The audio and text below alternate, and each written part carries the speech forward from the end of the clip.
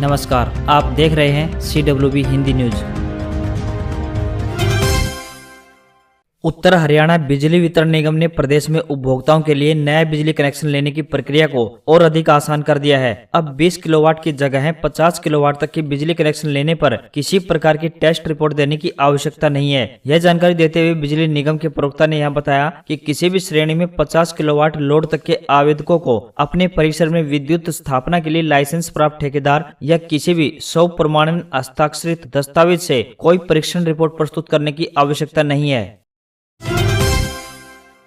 हरियाणा के स्वास्थ्य एवं गृह मंत्री अनिल विज ने कहा है कि कोरोना की स्थिति को देखते हुए डायल 112 यानी 112 की 20-20 गाड़ियों को सभी जिलों में लगाया जाएगा ताकि उनका उपयोग एम्बुलेंस के तौर पर किया जा सके। अनिल विज ने राज्य स्तरीय कोविड निगरानी समिति की बैठक की अध्यक्षता करते हुए कहा कि इस कदम से गंभीर मरीजों को अस्पतालों में आने जाने की सुविधा मिलेगी। उन्होंने कहा कि अस्पतालों में मरीजों को किसी प्रकार की दिक्कत न हो, इसके लिए मेडिकल कॉलेजों में पढ़ रहे फाइनल ईयर के MBBS और PG विद्यार्थियों की ड्यूटी लगाई जाएगी। हरियाणा पुलिस ने कोविड-19 के बढ़ते संक्रमण के मद्देनजर इस महामारी के खिलाफ लड़ाई में फ्रंटलाइन योद्धा के रूप में डटे अपने कर्मियों के लिए पुलिस लाइनों में कोविड देखभाल केंद्र स्थापित करने का निर्णय लिया है। इस आशय का निर्णय DGP मनोज यादव की अध्यक्षता में पुलिस मुख्यालय में आयोजित एक बैठक में लिया गया। यह बैठक बढ़ते कोरोना वायरस संक्रमण के बीच प्रदेश में कानून व्यवस्था सहित अन्य पुलिस कर्तव्यों पर डटे पुलिस कर्मियों की वर्तमान स्थिति की समीक्षा करने के लिए आयोजित की गई थी।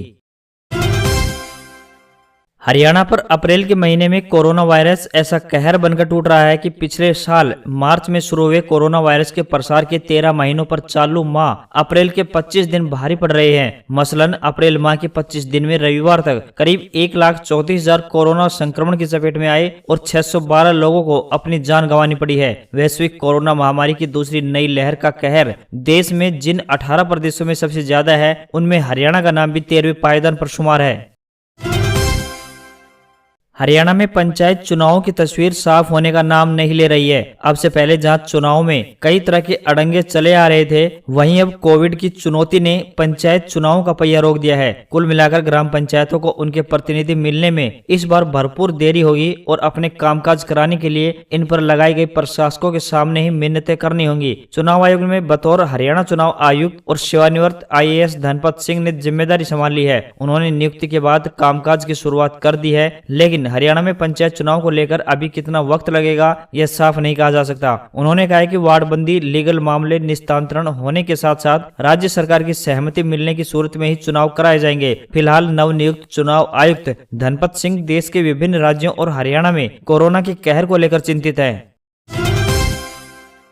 हरियाणा पुलिस के DSP अशोक कुमार का कल सुबह निधन हो गया। जिला झज्जर में तैनात DSP अशोक कुमार को बीते दिनों कोरोना वायरस से संक्रमित होने के बाद एम्स बारडा में एडमिट कराया गया था, जहां उपचार के दौरान उनकी मौत हो गई। DSP अशोक कुमार के निधन के बाद से पूरे झज्जर पुलिस विभाग में शोक की लहर है। वे झज्जर जिला के बादली में DSP के पद पर तैनात थे। DSP अशोक कुमार का जन्म 6 जून 1971 को गाँव थाना खुर्द जिला सोनीपत में हुआ था। वे 18 अप्रैल 1994 को बतौर सहायक उप निरीक्षक के तौर पर हरियाणा पुलिस में भर्ती हुए थे। 7 फरवरी 2019 को वे DSP के पद पर पदोन्नत हुए थे। वर्तमान में वे थाना बादली तथा थाना सदर बहादुरगढ़ के पर्यवेक्षण के अधिकारी के तौर पर कार्यरत थे।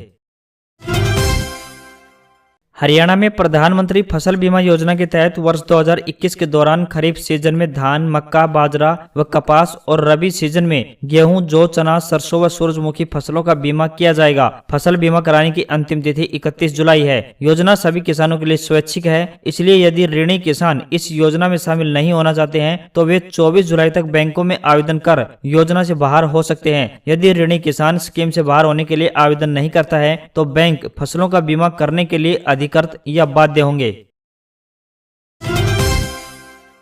राजस्थान में कोरोना का संक्रमण दिनों दिन खतरनाक रूप लेता जा रहा है। राज्य में बीते 24 घंटे में 16,438 संक्रमित मिले हैं, जबकि 84 लोगों की मौत हो गई है। एक्टिव केस की संख्या 1.46 लाख के ऊपर पहुंच गई है। राज्य में बीते 24 घंटे में जो केस और रिपोर्ट आए हैं वह डराने वाले हैं। सोमवार को पॉजिटिविटी दर 37.11% आई है, जो अब तक का सर्वाधिक है। राज्य में बीते 24 घंटों के दौरान 44,295 सैंपल की जाँच हुई, जिसमें हर तीसरा नमूना पॉजिटिव आया है। राज्य में सोमवार को कोरोना के सबसे ज्यादा केस 2,878 जयपुर में मिले हैं। यहां 11 लोगों की कोरोना से मौत भी हुई है।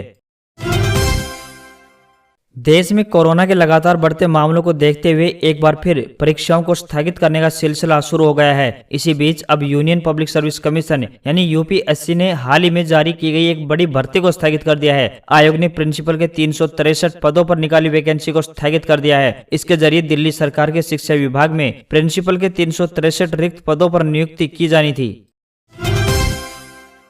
कोरोना संकट से जूझ रहे भारत में अब गर्मी का प्रकोप देखने को मिल रहा है। भारतीय मौसम विभाग ने अपने ताजा अपडेट में कहा है कि अगले 24 घंटों के दौरान देश के कई राज्यों में भीषण गर्मी देखने को मिलेगी। यूपी, बिहार, झारखंड, बंगाल, उड़ीसा, गुजरात, राजस्थान और दिल्ली में मौसम गर्म और शुष्क रहने वाला है, जिसके बाद यहाँ पारा 40 पार भी जा सकता है। तो वहीं कश्मीर के पास एक पश्चिमी विक्षोभ सक्रिय होने के कारण जम्मू कश्मीर और हिमाचल में भारी बारिश के आसार दिख रहे हैं। तो वहीं उत्तराखंड में भी मौसम बिगड़ सकता है। विभाग ने कहा है कि अब आने वाले दिनों में हरियाणा, पंजाब, एमपी, राजस्थान और गुजरात में पारा 40 डिग्री तक जा सकता है। विभाग ने यहाँ भीषण गर्मी का अलर्ट जारी कर दिया है। यहाँ लोगों को धूल भरी आंधी और लू का भी सामना करना पड़ सकता है। विभाग ने कहा है कि गर्मी का दौर अब यूं ही जारी रहेगा। हालांकि बीच बीच में कहीं कहीं हल्की बारिश की भी संभावना व्यक्त की गई है।